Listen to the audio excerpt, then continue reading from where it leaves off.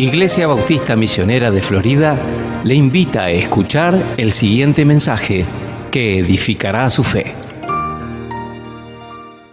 Buen día, ahora sí. Se va el director de música y viene el predicador. Pero déjenme que vamos a hacer. Estoy muy tecnológico esta vez. Las predicaciones pasadas eran con papel, pero ya nos modernizamos. Tenemos una computadora, espero que no moleste.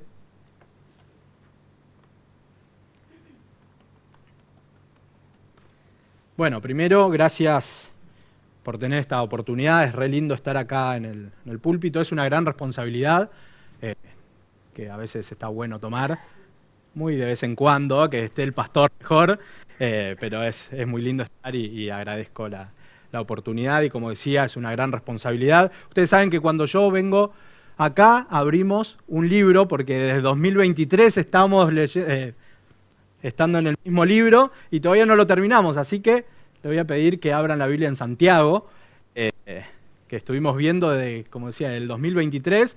Y si hoy les tengo, iba a decir una mala noticia, pero es buena. Estuve practicando el mensaje, porque nosotros los que no estamos acostumbrados a estar en el púlpito, generalmente practicamos el mensaje, nos ponemos así con la computadora y decimos el mensaje. Lo practiqué 3 veces y la primera tardé 1 hora, la segunda tardé 1 hora y cuarto y la tercera tardé 1 hora y 20. Pero, espero, si se hace muy largo lo voy a cortar a la mitad y después termino en otro mensaje que tengo la oportunidad de predicar otra vez, así que no se preocupen. Igual, cada vez que lo practico en predicaciones anteriores, tardaba 50 minutos, 1 hora y acá estaba 40, o sea, siempre abajo. Y después cuando estoy abajo digo, no dije lo que tenía pensado, pero bueno, no quiero perder más tiempo en decir esto porque estoy consumiendo tiempo y sí voy a tardar 1 hora y 20. Bien, como les decía, vamos a ver Santiago, abran sus Biblias en Santiago capítulo 4. Esta mañana vamos a terminar el capítulo 4, si Dios quiere. Repasando un poco, sabemos quién es Santiago. Santiago es, y lo sabemos por predicaciones que estuvimos viendo anteriormente, sabemos que Santiago es hermano del Señor Jesucristo, es hijo de María y José, es pilar fundamental de la iglesia. Vemos y vimos en predicaciones anteriores que Santiago no es salvo por ser el hermano del Señor Jesucristo, sino que en la Biblia nos dice que se burlaban de su propio hermano y después creyeron y terminó siendo Santiago un líder de la iglesia y pilar fundamental. Entonces, Santiago escribe esta carta y como veíamos le escribe a hermanos, a judíos convertidos. Entonces le está hablando a hermanos, no le está hablando a incrédulos, y eso es importante tener ese contexto. Vimos en capítulo 1 cómo nos habla de las pruebas, por qué tenemos pruebas, por qué Dios nos manda pruebas. Y si yo creo que muchos tienen la Biblia de MacArthur, y MacArthur tiene un bosquejo interesante que tiene la prueba en la perseverancia, la prueba en la culpabilidad de la tentación, la prueba en la respuesta, y todo el libro es cómo actúa la prueba en nuestras vidas. Yo no lo dividí así, MacArthur no está inspirado, así que no está mal lo que hago, pero es un buen bosquejo. Yo lo dividí de otra manera, pero en el capítulo 1 sí vimos cómo actuaba la prueba, vimos la tentación y explicamos qué era la tentación, la diferencia entre la prueba y la tentación, cómo tenemos que ser hacedores de la palabra, y hoy tiene algo que ver este versículo, que es el versículo 12, si no me equivoco, tenemos que ser hacedores de la palabra. Vimos cómo actúa el pecado en nuestras vidas, la fe y las obras. Vimos el capítulo 3, que habla de la lengua, y hablamos los pecados que conlleva tener una lengua, y dice que es un órgano muy pequeñito, pero puede hacer mucho daño. Y hablamos no solamente que hoy, porque esto es todo correlativo, estamos en capítulo 4 y vamos a hablar de un pecado de la lengua, pero en capítulo 3 habla de los falsos maestros, de cómo pueden enseñar mal usando la lengua. Habla de la murmuración, que hoy vamos a ver algo, y habla de distintos pecados de la lengua. Después llegamos al capítulo 4, en donde habla de pelea entre hermanos. que se estaban peleando y vimos la última vez que prediqué, que creo que fue en noviembre del año pasado, predicamos de la guerra entre hermanos, los conflictos entre hermanos, que no tenemos que estar peleando. Bueno, terminamos en el capítulo 4, versículo 10. Entonces nuestro texto, vamos a leer capítulo 4, versículo 11 hasta el 17, y ese va a ser nuestro texto, y vamos a ver si hoy terminamos el capítulo 4. Pero recuerden esto de que es correlativo, no es que esto es un texto aparte, sino que esto es una carta, y si bien nosotros lo dividimos, tanto la Biblia lo divide en títulos y nosotros en predicaciones, esto es una carta en donde el capítulo 3 tiene mucho que ver con el capítulo 4, entonces vamos a ver eso. Vamos a leer nuestro texto, vamos a orar y vamos a empezar. Capítulo 4, versículo 11 dice: hermanos, no hablen mal los unos de los otros. El que habla mal de un hermano o juzga a su hermano, habla mal de la ley y juzga a la ley. Pero si tú juzgas a la ley, no eres cumplidor de la ley, sino juez de ella. Solo hay un legislador y un juez que es poderoso para salvar y para destruir, pero tú, ¿quién eres que juzgas a tu prójimo? Oigan ahora, ustedes dicen: hoy o mañana iremos a tal o cual ciudad y pasaremos allá un año, haremos negocio y tendremos ganancia. Sin embargo, ustedes no saben cómo será su vida mañana. Solo un vapor que aparece por un poco de tiempo y luego se desvanece. Más bien deberían decir: si el Señor quiere, viviremos y haremos esto o aquello. Jactan en su arrogancia, toda jactancia semejante es mala. A aquel, pues, que sabe hacer lo bueno y no lo hace, le es pecado. Vamos a orar. Querido Padre, te damos gracias, Señor, porque podemos abrir tu Biblia libremente. Gracias, Señor, porque podemos estudiar tu palabra, porque podemos aprender de ella. Te pido, Padre, que todo lo que aprendamos esta mañana podamos aplicarlo a nuestras vidas, Señor, para que podamos ser de bendición en el mundo, ser luz, ser sal en la tierra, Señor. Te pedimos ahora que me dé sabiduría y entendimiento, que no sea yo quien hable, sino que esté guiado por el Espíritu, Señor, que pueda decir verdades conforme a tu palabra. Te pedimos, Señor, que nos bendigas en el nombre de Cristo. Amén. Bien, el título que le puse a este mensaje es El lugar de Dios. Y el lugar de Dios no estoy hablando del lugar físico, de donde está Dios, en el cielo, en el paraíso, no estoy hablando del lugar de Dios, sino el lugar que ocupa Dios con respecto a nuestro texto, el lugar que corresponde de Dios y que muchas veces nosotros queremos destronar a Dios y ponernos en su lugar. Entonces hoy vamos a ver tres cosas, si llegamos, tres cosas de cómo nosotros queremos ocupar el lugar de Dios. Y el primero es no ocupar el lugar de Dios como juez. Y nuestro texto, el versículo 11 y 12, primero empieza a hablar del capítulo 3, cuando habla de la lengua, empieza y dice: hermanos, no hablen mal los unos de los otros. Eso está diciendo: hermanos, dejen de murmurar.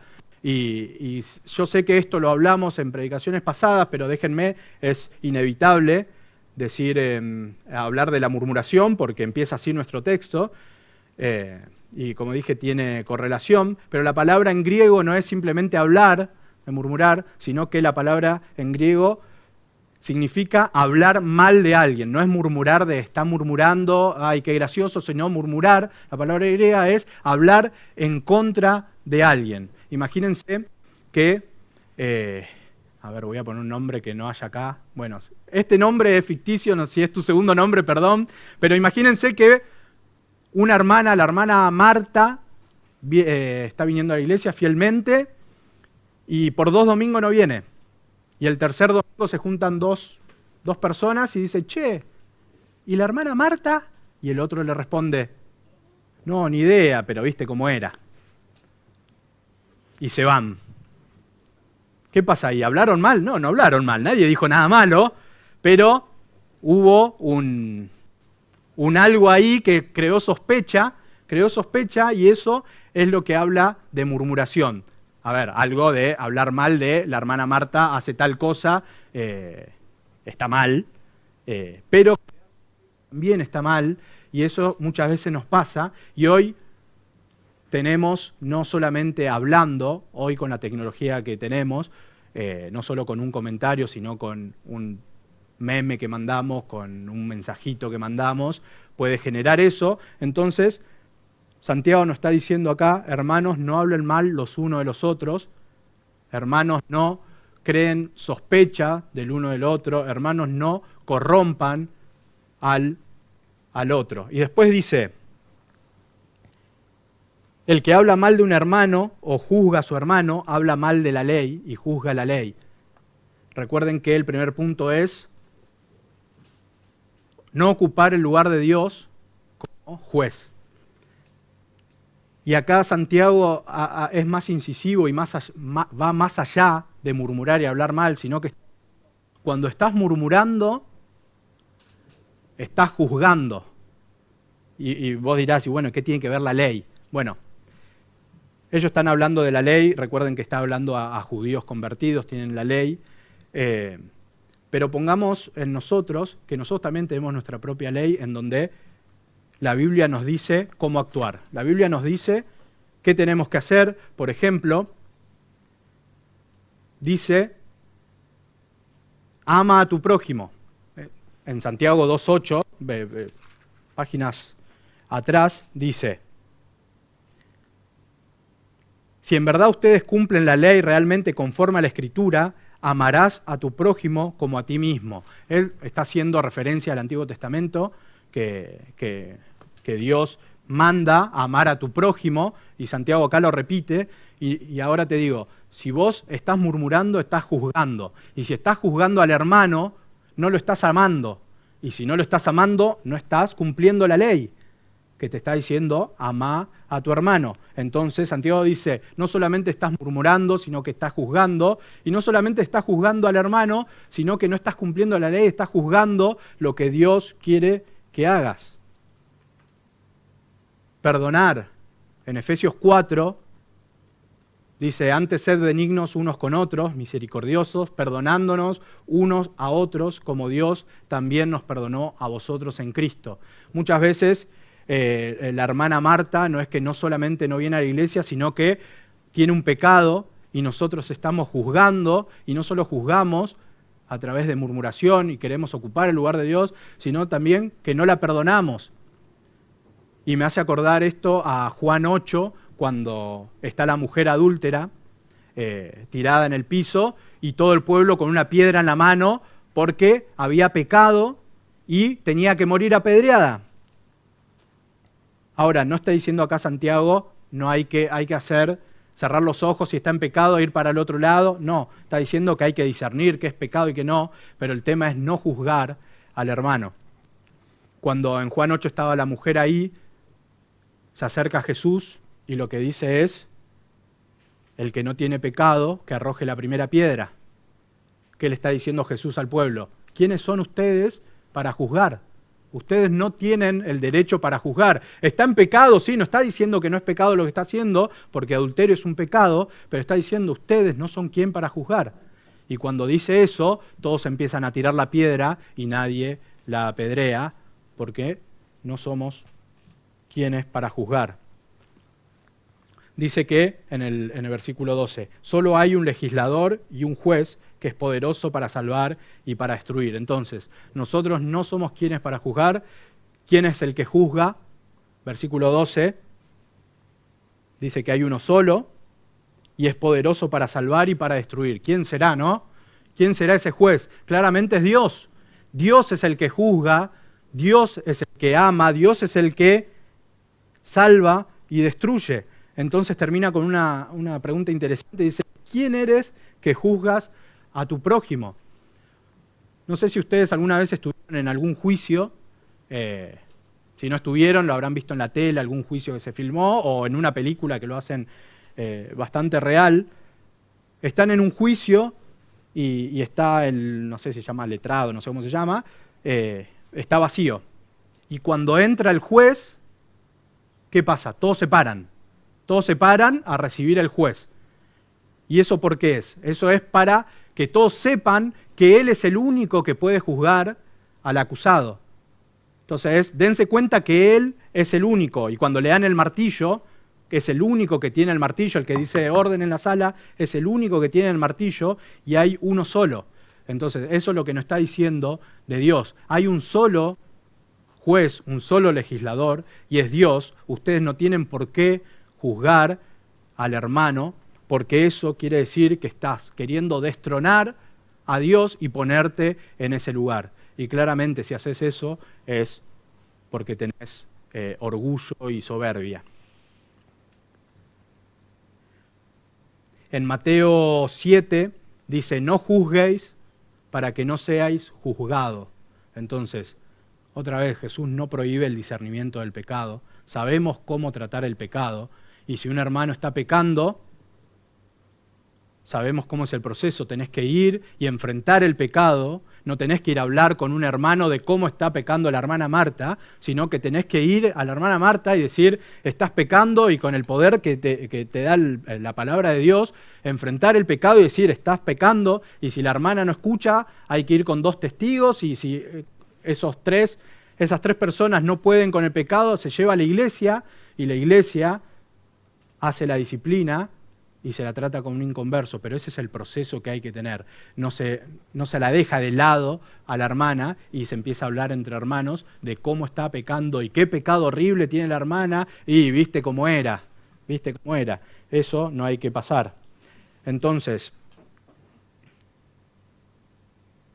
en Romanos 14 dice, ¿tú quién eres que juzgas al criado ajeno? Entonces tenían esclavos y criados en ese momento, y uno no podía criticar al esclavo del otro, al criado del otro. No lo podía criticar, porque cada uno tenía que fijarse lo que tenía en casa. Entonces, para terminar el punto 1, antes de hablar de un hermano, estaría bueno que hagamos 4 preguntas. La primera ¿es verdad lo que voy a decir? Porque parece algo, bueno, Fede, ¿qué no está diciendo? Es obvio, no voy a ir a decir una mentira sobre el hermano. Pasa más de lo que pensamos. No sabemos qué pasó, pero bueno, es obvio, ¿no viste cómo es? No sé si lo hizo, pero ¿viste cómo se viste? Es obvio que es obvio. Bueno, estás mintiendo, no sabés. Entonces, ¿es verdad lo que voy a decir? Segundo, ¿es necesario decirlo? ¿Es necesario? Hay mucha murmuración encubierta de pedido de oración. Hermano, vení que te quiero hacer un pedido de oración. Un pedido de oración por aquel hermano. No sabés lo que está haciendo. Vení, sentate porque está para largo. Vení, poné la pava que hablamos. Y después dice, por eso quiero que ores por él. No, está bien, yo estoy orando por él, está bien. Bueno, hermano, ¿es necesario decirlo?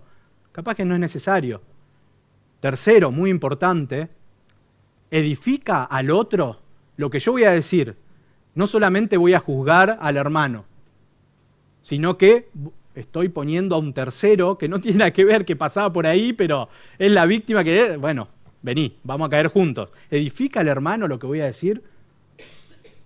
Y cuarto, que ayer pasó y me reía, voy a decirlo y voy a contar una pequeña anécdota. Cuarto, ¿lo diría si esa persona estuviera sentado al lado mío? Qué clave eso, si está la hermana sentada acá. ¿Diría? Y viste cómo es la hermana Marta. ¿Lo diría? Yo creo que no. Y voy a contar algo que ayer fui a jugar a la pelota y cuando terminamos, en el plantel somos como 40 personas. Y para los partidos citan a 16, 17, de 40, entonces hay muchas personas enojadas, porque todos quieren jugar, porque pagamos para jugar, no somos un plantel profesional, entonces todos quieren jugar, entonces el técnico tiene un problema porque cita al otro partido, cita a otros, pero a la vez quiere ganar, entonces si cita esto, entonces tiene un lío. Bueno, hay un chico que hace 2 meses está yendo, hace muy poco, y era el primer partido que jugaba de local, jugamos acá en Vilo. El primer partido. Le dijo que vaya a verlo la mamá, la esposa, los hijos, todo muy lindo. Fue toda la familia, encima lloviznaba, no era un lindo día para ir a ver, pero estaba contento de que jugaba por primera vez. Y la familia se sentó atrás del arco y él arrancó en el banco y estaba sentado esperando su momento para que los hijos y la familia lo vean jugar. El tema es que en el plantel hay muchas personas que van de hace años y años. Hay personas que tienen 40 años y van de que tienen los 6. Yo voy hace 3, 4 años. Entonces nos conocemos, esta persona es nueva y el técnico medio que se le fue del radar. Tiene tantas personas, se le fue del radar y él estaba ahí en un costadito y bueno, ustedes saben que yo estoy, algunos, que estoy lesionado. Entonces dije, yo voy a jugar los últimos 5 minutos para probar a ver si puedo. Entonces estaba sentado ahí. Y el técnico me miraba y me decía, Fede, ¿vas a entrar? Ahora, en un ratito, para probar, el partido estaba bien, en un partido. Y se dio vuelta 3 veces como, ¿ahora querés entrar? Sí, ahora. Y cuando faltaban 10 minutos, se dio vuelta y me dijo, Fede, ¿vas a entrar? Y yo le dije, sí. Y el chico este le dijo, ¿y yo voy a entrar? Se había olvidado completamente del chico que tenía que entrar. Y dijo, sí, vení que entrás. Bueno, entró, jugó 10 minutos, terminó el partido y el chico estaba súper enojado. Porque no pudo jugar nada, jugó muy poquito. Nunca más. Yo no voy a venir nunca más. Enfrente de todos, estábamos todos cambiándonos. Ya después del partido y dijo, yo no vengo nunca más porque me parece una falta de respeto. Re enojado. Y el técnico dijo, bueno, perdóname, no me di cuenta, perdóname, no, yo me voy, no vengo nunca más, y se fue. Todos nos quedamos, nos sentamos, pidieron unas papas fritas, estamos sentados y todo. ¿Viste lo que le dijo? No puede ser, no, es un irrespetuoso. Aparte, viene hace 2 meses y no puede ser, y por ahí aparece él y viene a la mesa, aparece este chico. Las 9 personas que estaban comiendo, ¿saben lo que hicieron? Empezaron a hablar de Gran Hermano, no sé, de cualquier otra cosa. Y yo estaba ahí riéndome, comiendo papa frita apurado porque tenía una actividad después, y pensaba en esta cuarta pregunta, ¿lo diría si esa persona estuviera sentado al lado mío? Realmente no, sí me importa porque me importa el grupo y todo, pero no son gente del mundo y sabemos que es así, pero sí me importa acá en la iglesia, me importa mucho el tema de murmuración y hacernos esta pregunta.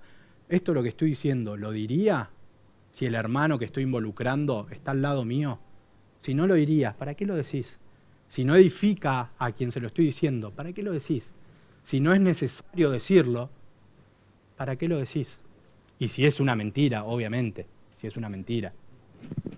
Cállate la boca y andá a orar y pedirle perdón a Dios porque ibas a decir una mentira, ¿no? Así que yo creo que el corazón de este primer punto, que no está enseñando a controlar directamente la lengua, o específicamente, sino que está enseñando a bajarnos del trono nosotros, bajarnos del trono que le pertenece al Señor, y no ponernos como juez y dejarlo a Dios que juzgue a la persona, y nosotros hacer lo que tenemos que hacer, que es no hablar, ni juzgar, ni murmurar, ni querer estar en el lugar que le pertenece a Dios. Punto número 2. Miren, cuando estaba practicando el punto número 1 lo hice en 40 minutos y voy 23, así que bien, vamos a terminar, bien. Punto número 2, no ocupar el lugar de Dios como soberano del mañana. Punto número 2, no ocupar el lugar de Dios como soberano del mañana. Versículo del 13 al 16 dice, oigan ahora ustedes, ¿qué dicen? Hoy o mañana iremos a tal o cual ciudad y pasaremos allá 1 año, haremos negocio y tendremos ganancia. Sin embargo, ustedes no saben cómo será su vida mañana. Solo son un vapor que aparece por un poco de tiempo y luego se desvanece. Más bien deberían decir, si el Señor quiere viviremos y haremos esto o aquello, pero ahora se jactan en su arrogancia. Toda jactancia semejante es mala. Perdón. Ahora, voy a decir esto y lo voy a decir en este punto 2 o 3 veces. El pecado no es hacer planes. Si leemos este versículo es muy fácil confundirse y decir, no tengo que hacer planes, el Señor va a guiar mi vida, no tengo que hacer planes. Miren esto que es interesante. Cuando Santiago dice, oigan ahora ustedes qué dicen. Dice, hoy o mañana Ya decidieron cuándo, hoy o mañana. Iremos, ya decidieron el destino. A tal o cual ciudad, ya decidieron el lugar. Dice, y pasaremos allá un año, ya decidieron el tiempo. Dice, haremos negocio, o sea, ya decidieron una estrategia. Y después dice, tendremos ganancia. Ya calcularon las ganancias que van a tener. Ahora, ¿qué es lo único que no aparece en todo esto que Santiago dice? Ustedes, hermanos, dicen esto. ¿Qué es lo único que no aparece? Lo único que no aparece es Dios. Entonces, el problema no es hacer planes, sino que el problema es hacer planes sin Dios. Y ahora vamos a ver cuando avancemos en nuestro texto cómo el problema es hacer planes sin Dios. Entonces, esto es también el orgullo diciendo yo decido, y sabemos que el creyente sabio dice si el Señor quiere, como dice en el capítulo 15. Ahora, como decía, el pecado no es planificar, el pecado es planificar sin Dios. Si nuestra planificación se basa en nuestros propios deseos, sin ver qué es lo que quiere Dios en ella, es el pecado. A veces nosotros hablamos de ministerios y ponemos el ministerio de limpieza o el ministerio de los chicos, el coro, arca, sonido, música, y decimos cuál es nuestra primer meta, cuál es lo que primero tenemos que hacer, y decimos, y creo que todos vamos a estar de acuerdo, que es glorificar a Dios. Si nosotros limpiamos es para glorificar a Dios, si nosotros hacemos música es para glorificar a Dios, si nosotros estamos en sonido es para glorificar a Dios, y cada cosa que hacemos en la iglesia, lo primero es glorificar a Dios. Y después vienen otras metas y objetivos que tenemos con los ministerios, como música es que suene lindo la música, y por eso tenemos buenos músicos que no solamente quieren glorificar a Dios, sino también que tocan lindo, para que se escuche lindo, o tenemos buenas maestras en arca, o tenemos excelentes grupos de limpieza que mantienen el orden y la limpieza en la iglesia, pero lo primero que hay que hacer es glorificar a Dios. Y eso yo lo llevo un poco más allá, y Santiago lo lleva un poco más allá, que dice, no solamente es glorificar a Dios en la iglesia, sino que todos tus planes, si vas a tal o cual ciudad, si vas a comprar, si ya planeas las ganancias, eso lo tenés que hacer todo conforme a lo que quiere Dios. Ahora, si yo voy a planear dónde estudiar, si yo voy a planear dónde voy a trabajar, si yo voy a planear y algo tonto de cómo llegar al trabajo, está bien planificar y decir, bueno, yo voy a estudiar para una licenciatura en enfermería y tengo 27 materias y voy a hacer 5 por cuatrimestre y eso está perfecto. Ahora tenés que pensar cómo vas a glorificar a Dios en ese estudio cuando vas a trabajar y decís, bueno, hoy a la mañana voy a agarrar el auto, voy a salir, voy a ir por colectora para no gastar en peaje, total voy a salir con tiempo, voy a llegar al trabajo, voy a hacer tantos informes y cuando los presente ya puedo venir a mi casa. Ahora, todo eso es bien planificar, pero tenés que ver de qué manera estás glorificando a Dios con todas esas cosas que haces. Y parece que no tiene nada que ver una cosa con otra, porque decís, sí, pero estoy trabajando, ¿qué tiene que ver? Si estoy estudiando, ¿qué tiene que ver? Hay algo que a mí me gustaba, que una vez me dijo un jefe, que yo venía a la iglesia, y él era un desastre, era un hombre del mundo, no es que era un desastre en su vida, sino que era un hombre que no era salvo, pero una vez me dijo, ¿sabes lo que me gusta de vos? Que vas a la iglesia y sos cristiano y si nadie te está mirando vas a trabajar. Y se empezó a reír, no sé si lo decía en serio o no, pero él en el concepto sabe que el cristiano tiene que trabajar por más que el jefe no lo esté mirando, sabe que tiene que trabajar y hacerlo bien, porque nosotros no trabajamos para ese jefe, nosotros no trabajamos para tener dinero, aunque es algo secundario y tenemos que trabajar para tener dinero, sino que nosotros trabajamos para glorificar a Dios. Y cuando estamos trabajando, tenemos que glorificar a Dios. Si sabemos que la plata esta del negocio Y si no tiene nada que ver con lo que estamos hablando, si es del negocio y yo me la guardo y me la llevo a mi casa, sabemos que eso es robar y está mal, no estoy glorificando a Dios. Entonces, y esto es un ejemplo, no tenemos que sacar lo que no es nuestro. Dinero, lapicera o lo que sea del trabajo, porque eso es robar y está mal y no estoy glorificando a Dios. Entonces acá, como segundo punto decimos, no tenemos que creernos o no tenemos que ocupar el lugar de Dios como soberano del mañana. Ahora, yo cuando escucho una planificación o cuando mismo yo hago una planificación de algo, uno no planifica diciendo, bueno, voy a salir de mi casa al trabajo, voy a pinchar una rueda, la voy a cambiar y después voy a llegar tarde al trabajo. Uno planifica de, voy a salir de casa, voy a ir, voy a llegar al trabajo. Ahora, como cristianos, hermanos, nos tenemos que preparar para ser como Job, ¿se acuerdan? Y en predicaciones anteriores vimos la vida de Job. Él tenía una vida planificada, él tenía tierras, él tenía animales, él tenía una buena vida, tenía una familia numerosa.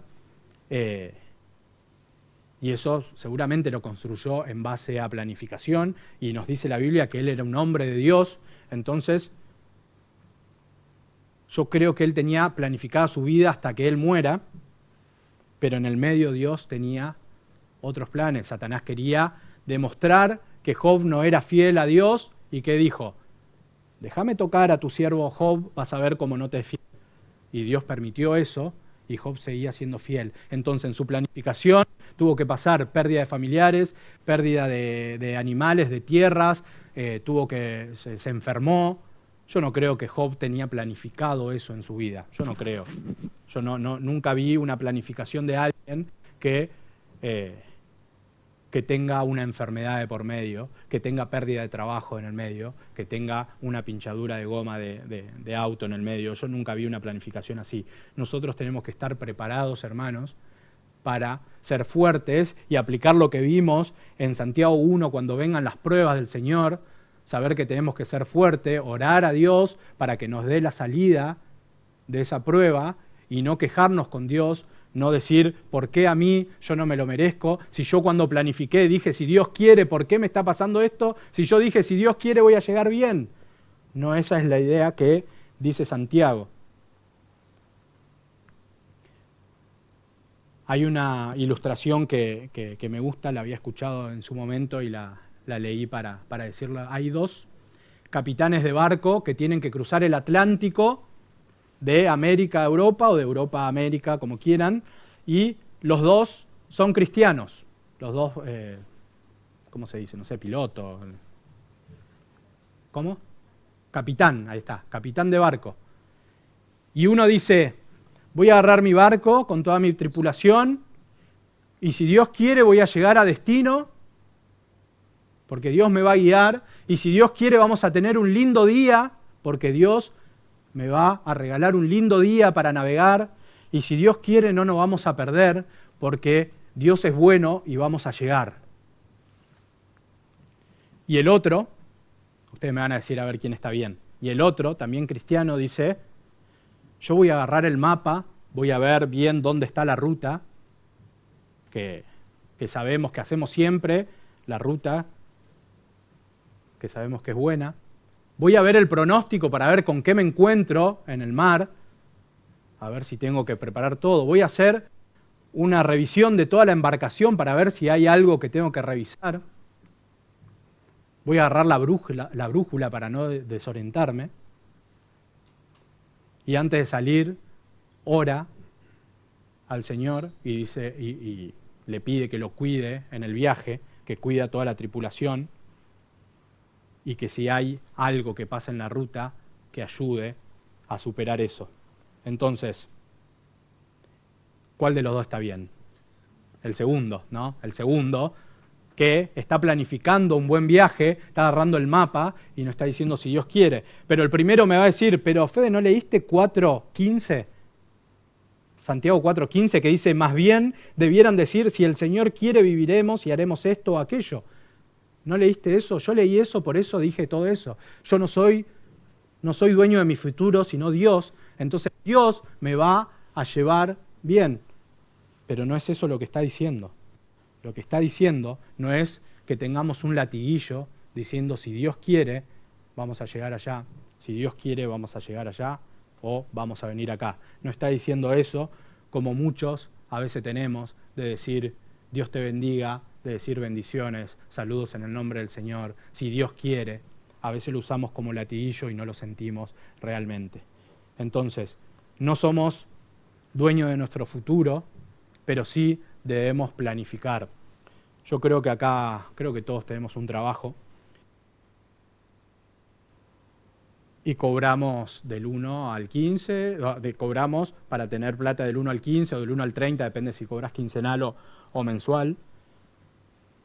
Si vos cobrás el día 1 y decís, bueno, voy a ir a comer a un restaurante, al mejor restaurante de Buenos Aires, que está bien eso, y de ahí voy a ir a la heladería, y voy a pasar por la juguetería y le voy a comprar a mis hijos, mis nietos, mis sobrinos y a todos una PlayStation para cada uno, porque no van a estar compartiendo. Una para cada uno, tengo plata, y ahora el segundo día decís, uy, me quedé sin plata.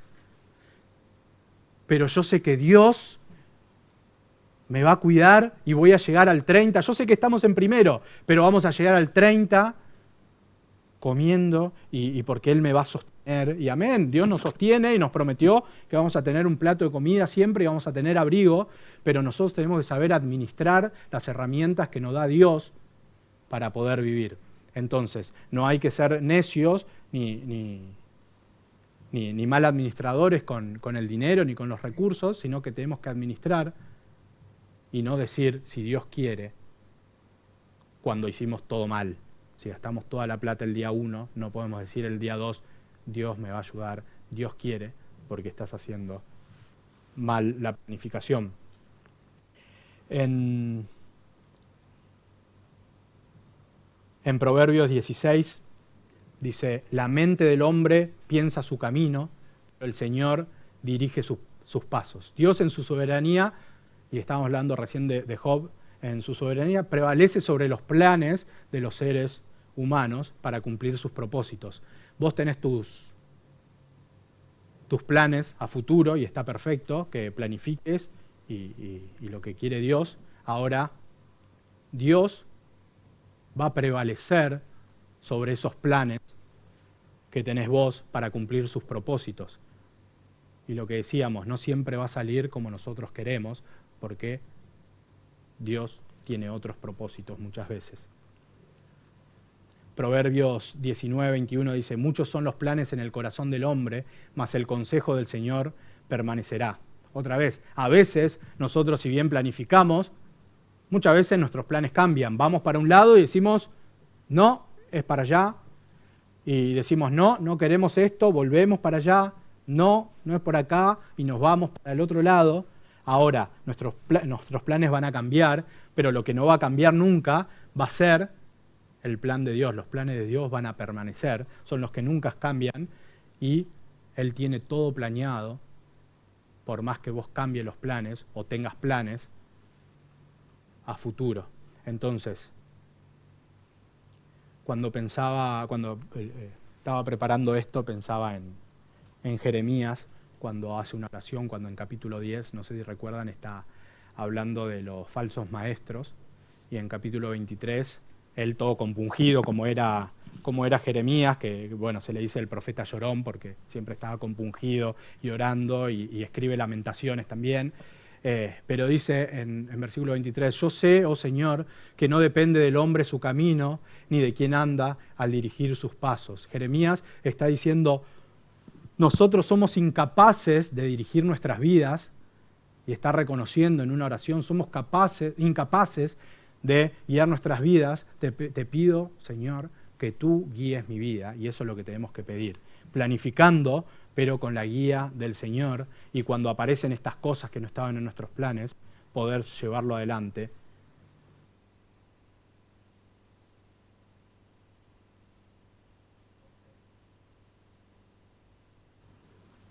El punto número 1, no ponernos como juez, no ocupar el lugar como juez. El punto número 2, no ocupar el lugar de Dios como soberano del mañana. Y ahora entramos en el punto número 3, que es no ocupar el lugar de Dios como Señor de tu vida. El último versículo de nuestro texto dice: a aquel pues que sabe hacer lo bueno y no lo hace, le es pecado. Ahora, este versículo cambia totalmente la perspectiva de cómo estamos viendo todo, cómo estamos viendo o cómo venimos viendo estos puntos. ¿Por qué? Porque ya no está hablando del pecado que hacemos, de lo que hacemos, sino de el bien que dejamos de hacer. Entonces, hay dos tipos de pecado. Está el pecado de comisión, que es el pecado que hacemos cuando mentimos, cuando robamos, cuando peleamos. Eso es un pecado de comisión. Y después está el pecado de omisión, que es saber lo que está bien y no hacerlo. Y acá Santiago, Dios a través de Santiago dice: aquel pues que sabe hacer lo bueno y no lo hace, le es pecado. Entonces, hermanos, si vos sabés lo que está bien y no lo haces, estás pecando. En Juan 13, 17 dice: si sabéis estas cosas, bienaventurados seréis si las hiciereis. Entonces está dando una lista de cosas buenas que nos manda a hacer Dios. Y Juan dice: sos bienaventurado si las haces, y Dios está esperando que las hagas. En Mateo 7, del 24 al 27, la idea es que el hombre prudente oye y hace, en cambio el insensato oye y no hace. No tenemos que ser insensatos. Mismo en nuestro libro, en Santiago 1:22, que hoy en la introducción lo vimos, dice: sed hacedores de la palabra y no tan solo oidores. No tenemos que escuchar, y hoy, pensando en esto, está bueno venir a la iglesia porque nos manda a venir a la iglesia, Dios nos manda a venir a la iglesia. Está bueno escuchar un mensaje de la palabra de Dios domingo tras domingo. Está bueno aprender de la palabra de Dios todos los días, leyéndola y escudriñando las palabras. Ahora, todo eso, lo que estás haciendo, ¿estás aplicando en tu vida? ¿Lo estás haciendo? Acá Dios te está diciendo que hagas el bien. ¿Estás haciendo el bien? Está pidiendo que ayudes al hermano. ¿Estás ayudando al hermano o estás murmurando y juzgando contra él? Para entender un poco esto de pecado de omisión, había pensado una ilustración que era: vos estás pasando, pensando en vos, caminando por la vereda, y hay una casa en donde conocés que hay marido, mujer, está la pareja con un nene de 2 años. Y esa pareja salió a comer y lo dejó al nene solo, porque querían comer solos, y cerraron todas las puertas, y esa casa se empezó a prender fuego. Y vos pasás por la vereda y ves al nene pidiendo ayuda por la ventana, y vos pasás y estás con el teléfono, porque siempre estamos con el teléfono, y miramos y el nene pidiendo ayuda, y vos pasás, lo mirás y seguís caminando. Vos podés pensar que los padres son irresponsables porque lo dejaron solo, o no, no sé, eso no es el punto de esto. Entonces decís: no soy ninguno de los padres. Yo no prendí fuego a la casa, yo no hice nada. Yo recién vengo de hacer deporte y pasaba por ahí y no hacía nada.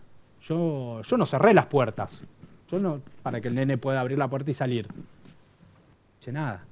Ahora, ¿está bien eso de ver eso y ver cómo un nene de 2 años está pidiendo ayuda y pasar de largo y ni siquiera poder llamar al 911 y decir: necesita ayuda, y dar la dirección? Vos no cometiste ningún pecado del mal que estaba sucediendo, y el pecado por omisión es no hacer nada por eso, porque vos sabés lo que está bien. Como derecho civil tenés que llamar a los bomberos.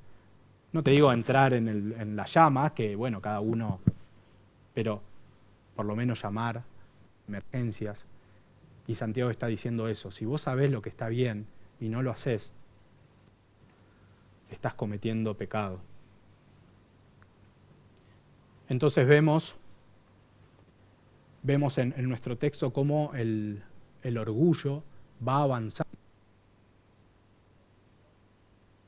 juzgando al hermano, en el punto 1, juzgando al hermano, y eso queriendo sacar al Señor del trono. Después presumimos sobre el futuro, y finalmente en el versículo 17 desobedecemos. Y esto tiene que ser al revés. Primero, no tenemos que tener orgullo, tenemos que tener humildad, y es primero renunciar a ser juez del hermano, después renunciar de controlar el mañana, y por último disponer de obedecer hoy lo que aprendemos de lo que el Señor quiere.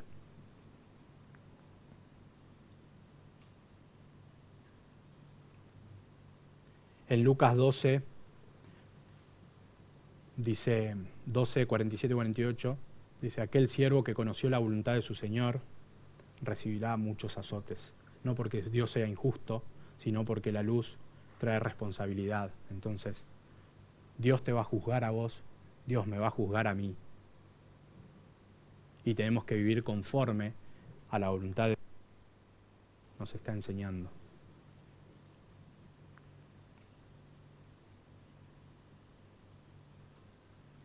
Ahora, ¿se acuerdan cuántas preguntas o cuántas decisiones, mejor dicho, no preguntas, decisiones tomaron estos hermanos que Santiago decía, hoy o mañana vamos a ir a tal lugar? Tomaron 6 y nunca estaba el Señor. Esas decisiones, estaría bueno que nos acordemos cuando vamos a planificar algo y nos acordemos de este versículo para decir, cada decisión que tome tiene que salir a través de una oración y no a través de un impulso. Tenemos que orar antes de decidir algo, tenemos que orar antes de tomar una decisión.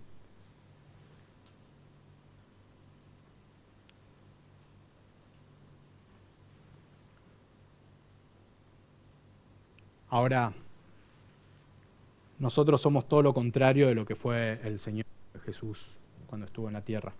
Nosotros juzgamos y por eso tenemos que estar acá enseñando y poniendo foco a no juzgar, porque es nuestra naturaleza. El Señor nos juzgó y Él tenía la potestad porque Jesús es Dios, pero Él le dejaba todo eso a su Padre. Él, yo creo que cuando planificaron todo, la Trinidad, antes de la existencia del mundo, yo no sé cómo es y espero alguna vez hacerle esta pregunta a Dios cuando planificaron y dijeron que Jesús iba a morir y sufrir en la cruz. A Jesús ahí planificando todo. ¿Estaba de acuerdo con eso? No sé, no quiero decir una herejía, pero Jesús dijo, este es el plan que hay que hacer. Y Él estuvo de acuerdo con eso. Y todo eso fue a favor nuestro. Fue una planificación pensada para que Dios sea glorificado. Y por último, Jesús cuando estuvo en la tierra obedeció esa planificación que había y sabía que tenía que ser azotado y sabía que tenía que ser capturado, agraviado y muerto en la cruz con una corona de espinas. Él llegó hasta la cruz y pudo decir, consumado es, ya está todo hecho, todo el plan. Por más que su cuerpo como hombre sufrió, Él se despojó a sí mismo, siendo Dios. Entonces, hermanos, sabiendo esto y poniéndolo en nuestros puntos, Jesús, quien dijo, tengo que cumplir el plan, Jesús que dijo, no hay que juzgar cuando estaba la mujer tirada en el piso, Jesús cuando dijo, yo no soy dueño del futuro, cuando estaba acá en la tierra, y sí, era dueño del futuro porque era Dios, pero estaba cumpliendo los propósitos del Padre. Jesús, cuando estaba en la tierra, dijo, esto es lo bueno lo voy a hacer. ¿Cuánto más nosotros, hermanos? ¿Cuánto más nosotros tenemos que ver, no juzgar, no creernos dueños del futuro y hacer lo bueno cuando sabemos lo que quiere Dios? Vamos a orar. Querido Padre, te damos gracias, Señor, porque mandaste a tu Hijo a morir por nosotros. Y no solo murió, sino que resucitó venciendo la muerte. Gracias, Señor, porque Él se hizo hombre y pudo cumplir todos los propósitos como hombre. Gracias, Señor, porque estuvo dispuesto a sufrir, estuvo dispuesto a que lo metan preso, estuvo dispuesto a ser humillado, a ser golpeado,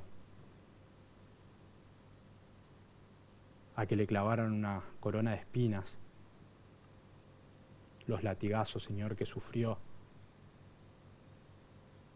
solo por cumplir el propósito y la planificación que tenían para salvarnos a nosotros. Y cuando pensamos así tan detenidamente, Señor,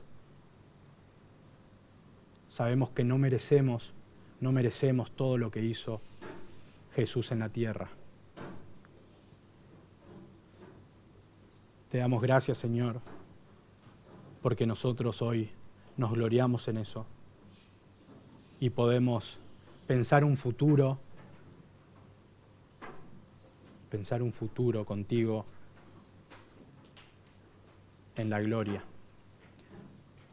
Te pedimos, Padre, ahora que estas verdades que pudimos escuchar esta mañana las pongamos en práctica, Señor. Ayúdanos a que en cada conversación estemos glorificando tu nombre, que no estemos juzgando. Sabemos que tú eres el único juez. Sabemos que tú, Señor, eres soberano del mañana. Y ayúdanos, Señor, a todas las cosas que tú nos dices que son el bien y que tenemos que hacer, que podamos aplicarla día a día, que podamos hacer lo que tú quieres. Te pedimos en el nombre de Cristo. Amén.